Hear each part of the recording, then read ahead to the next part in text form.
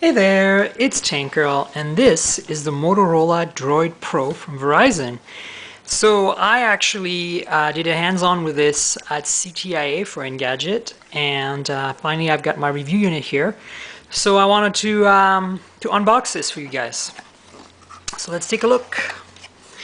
So here it is. As you'll notice, there are no stickers to protect the screen or anything else on this, so it's possible that there were some stickers on, but I got it from Verizon PR in this state without anything. So I'm not sure if the retail version will have it, but Verizon sent it to me like this. So let's give you a quick tour. This here is the keyboard, and as you can see, it's very much like a BlackBerry keyboard. It has the same kind of layout and shape of the keys.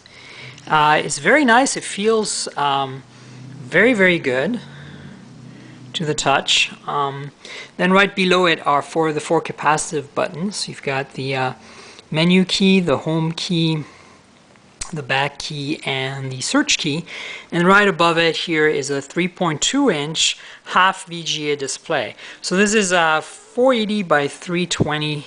Now this is kind of unusual because the other droids all have 800 or 854 by 480 wide VGA 3.7-inch or 4.3-inch in the case of the Droid X screen. So this is pretty small, and you'll notice the bezel around the screen is actually pretty large. So I'm wondering if there's anything they could have done to make this screen a little bigger and maybe give us slightly more resolution.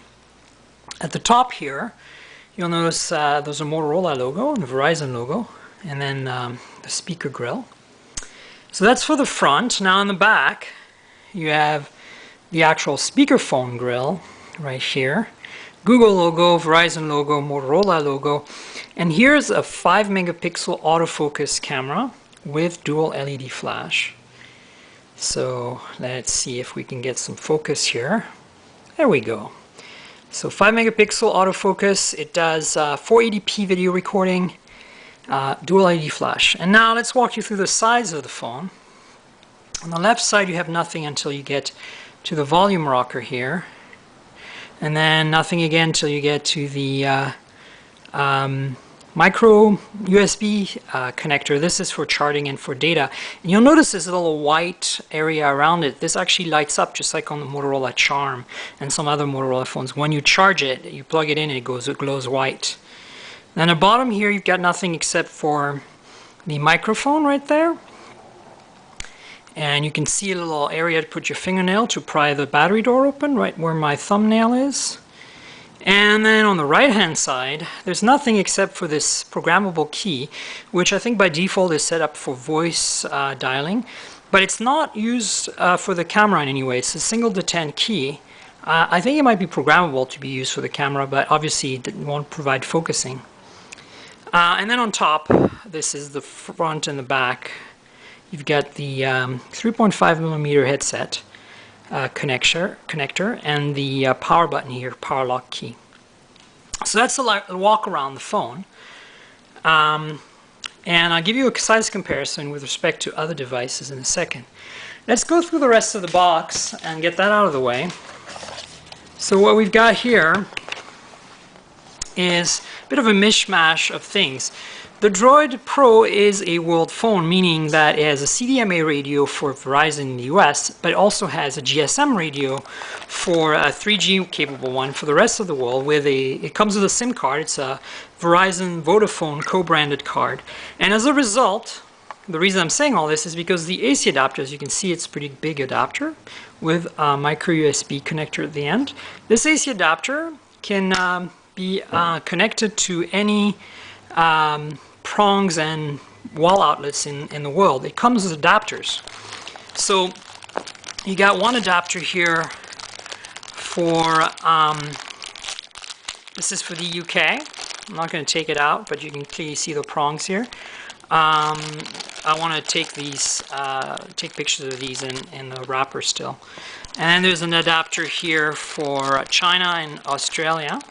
You can see the angled prongs there.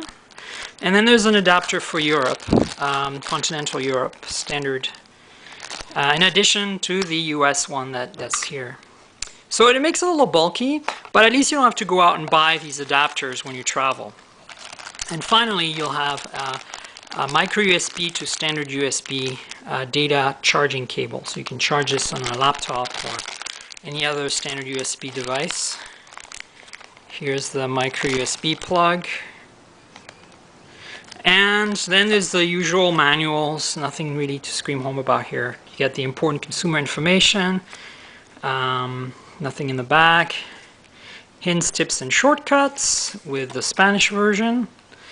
And then you have the don't text and drive disclaimer and all that stuff, SAR information, and then finally the legalese, the terms of service and all that. And that's it for the box. So that's pretty much what you're getting here. So now let's do some comparisons. This is the Droid Pro, and let's pull out a known entity. Let's start with the iPhone 4. So as you can see, they're almost the same size. Here's the Droid Pro and the iPhone 4. Maybe the Droid Pro is a little taller. And the back. And thickness-wise, clearly the iPhone wins. It's a little thinner, but it does not have a hardware keyboard. You can notice there's a little bit of a bump here where the camera is. So actually probably should do a comparison like this for thickness. Then let's compare it with the Droid 2, which is arguably what it kind of competes against, since the Droid 2 also had hardware keyboard. So this is where you really notice the difference in size of the screens. 3.2 inches versus 3.7, half VGA versus wide VGA. I'd personally much rather have this larger screen, but I think this keyboard is fantastic. In fact, it's significantly better than the keyboard. I want to lock this screen. The keyboard on the Droid 2, but you can compare them here, and maybe here's a close-up of what the keys are like and the difference in size of the keys. You can get a better feel for it. Now, thickness-wise, obviously, the Droid 2 is going to be thicker. It's a slider, but not by much. They're pretty much the same footprint when closed, as you can see.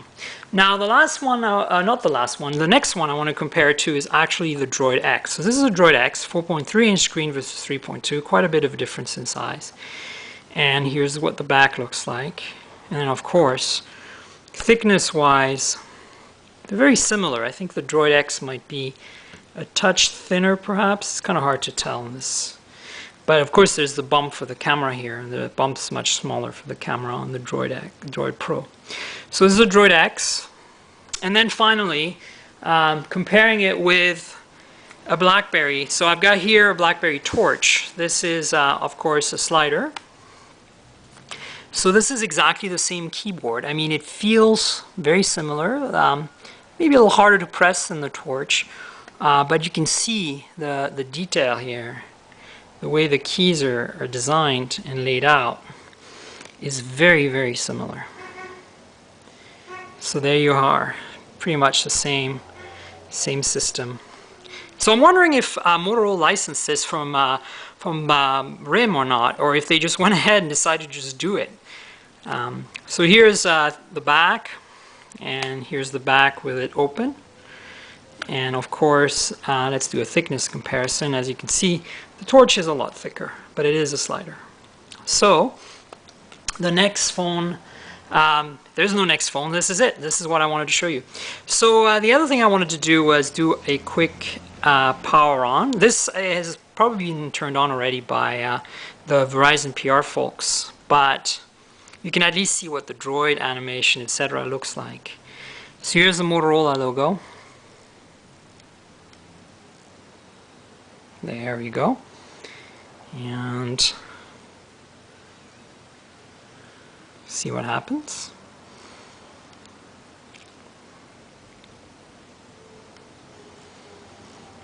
Here we go.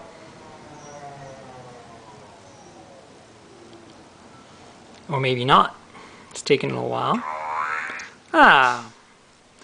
So there's the Droid animation. It's a little different than the other ones. Interestingly, it has a big X across it. Kind of looks like it could be a Droid X startup screen, but it's not. It's a Droid Pro. So here we are.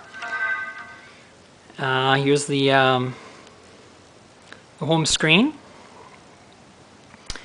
And it's got 7 panels. 1, 2, 3, 4, 5, 6, and 7. This is all the default. I haven't really done anything since it's the first time I'm turning it on. And of course, all the apps are here. So you can see, you know, this is not a bad screen by any shape of the imagination or anything. It's just not nearly as big and not as high res as the other droids, which is kind of a little bit of a shame, because otherwise the phone looks and feels pretty nice. I wanted to pop the battery cover quickly to show you the SIM card. As you can see, there's a Verizon Vodafone SIM in here. And if I take out the battery, I think it's done like that, cover these numbers, you can see there's a micro SD card here, a 2 GB one inserted, and if I pull out the SIM card, you can see this is a, sorry I dropped it, this is a Verizon and Vodafone branded, because Verizon roams on Vodafone in Europe. So here's the SIM card that goes in the slot right over here, like this.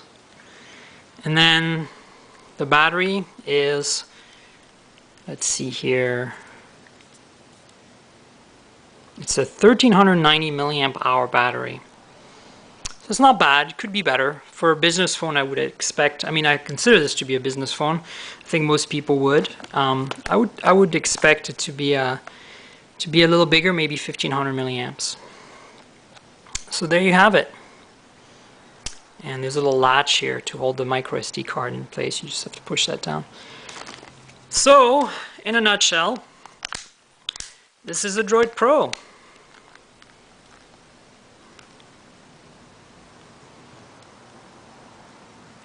It's the latest in the Droid series from Motorola and Verizon.